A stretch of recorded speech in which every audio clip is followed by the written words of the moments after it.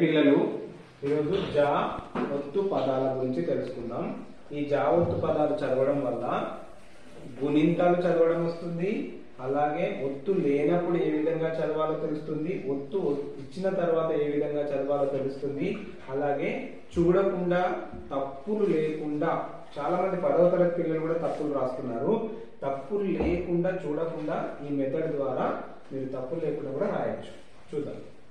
సజ సజ, జా ఒత్తు చేరిస్తే సజ్జ. మా జా జా జి, మా జి గా మజిగ. జా ఒత్తు చేరిస్తే మజ్జిగ.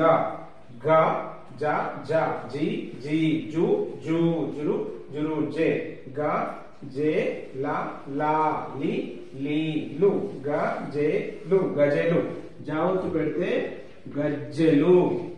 గ గా గి గి గు గు జా జా జి జి జు గుజు గుజు. అదే మనం జా ఒత్తు చేరిస్తే గుజ్జు. బా భా బి బి బు. జా జా జి బు జి గుజి. జా ఒత్తు ఇస్తే బుజ్జి. బా బా బి బి బు బు గురు గురు. బే బే బై బో బో జా బొజా.